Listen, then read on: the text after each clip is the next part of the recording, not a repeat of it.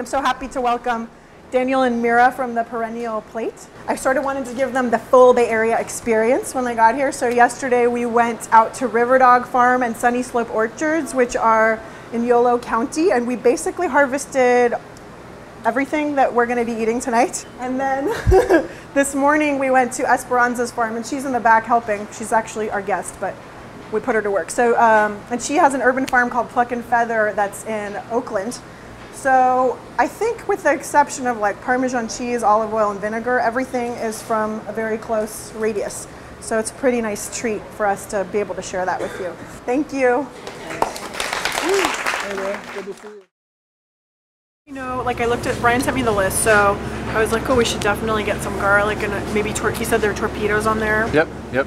And then some Is greens. anything ordered, or do you want to pick some of this? We didn't order, so I didn't really order because it was just sort of like smallish amounts of everything. Torpedoes we could pull out of the field. Okay, They'll cool. be easy to pull out of the field. And maybe some eggs too. Yeah. Cool. So let's take it. We should definitely look at chickens if we're getting eggs. Perfect. Yeah. So, okay. So how many acres? Big 500 altogether, but like 100 of that is pasture, another 75 is dry farm grain, 40 of it is orchard, and so there's about 300, give or take, that's irrigated veg stuff.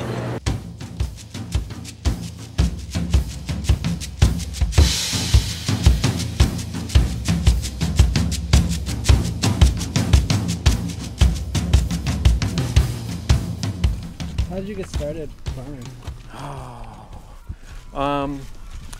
Foolhardy belief that we could make a living. But we started out farming like 5 acres, and we just kept trying to find a stable spot between soil fertility issues and establishing a reputation and sort of figuring out your own little microclimate and building a really stable crew. I would say for us, it's really just been in the last about 5 years that things have gotten to feel, I won't say easy, but they're certainly a lot easier than they used to be. If you come into it really well capitalized, then maybe you could do it faster. We came into it with credit cards and an old truck, so.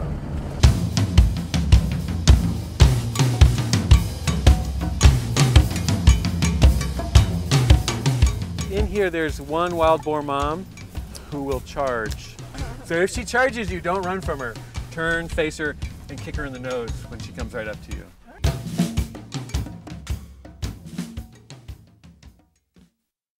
Yeah, so that is Shadow there. And Shadow she died at 14, probably 4 years ago, 5 years ago. So she's long gone, but she's a sweetheart.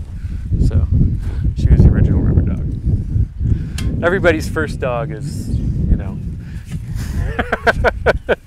super special. But you have the other Riverdog.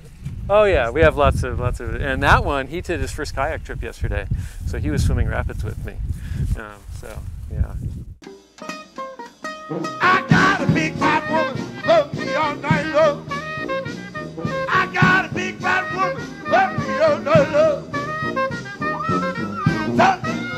Make my love go slow. Say, come back, baby, don't be mad at me.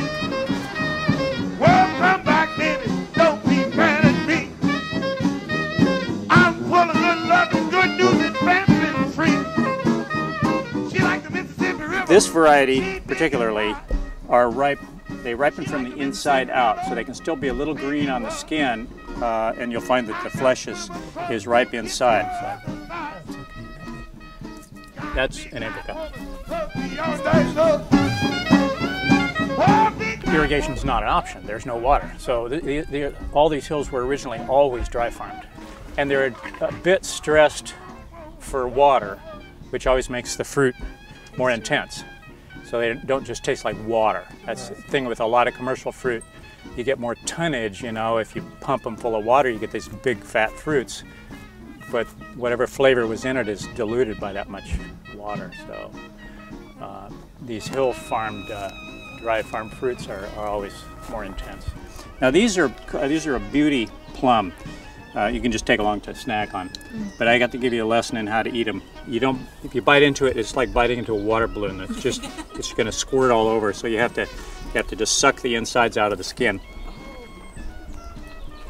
Oh my gosh. Whoa.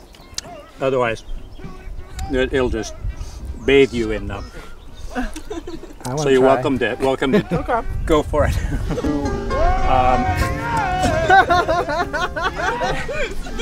I told you.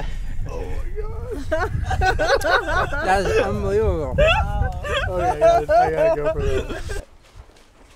It takes a lot of work, but you know, I can think of a lot worse ways to spend a day than up on a ladder looking at this. You know, see a hawk fly by, you see in the clouds and listening to the birds and watching how the trees are growing, and it's endlessly fascinating to me.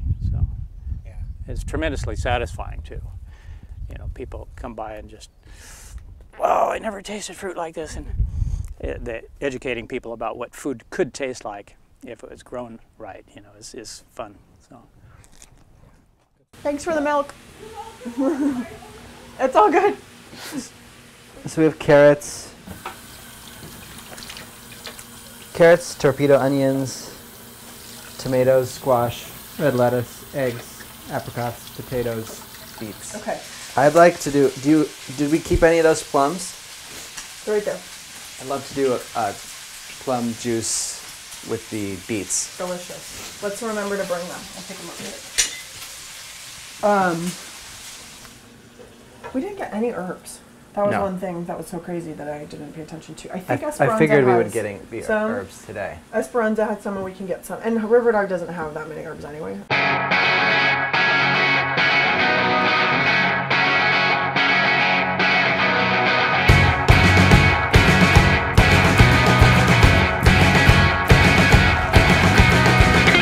It's personal in terms of the food typically has been grown for the household. Yeah. But it's really open to the community, so kids are welcome with their parents. We have this arrangement with certain families on the block that their children want to come back here, so it's an alternative way to use your space.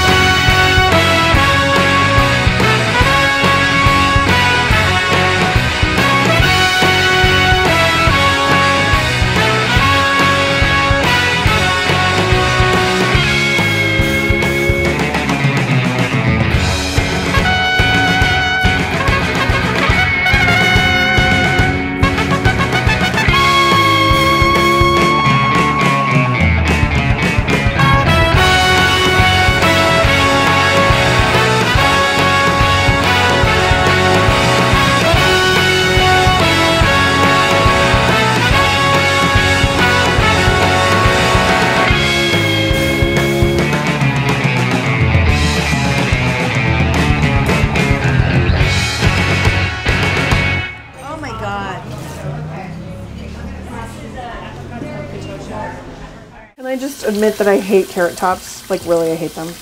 Really? I really hate them. If you promise that you can make it delicious, then I will eat it. But I've tried so many times. I hate it. But I'm saying, like, have you achieved deliciousness with the carrot tops before? I mean, it tastes like green. It tastes like, you know, I know. carrot tops.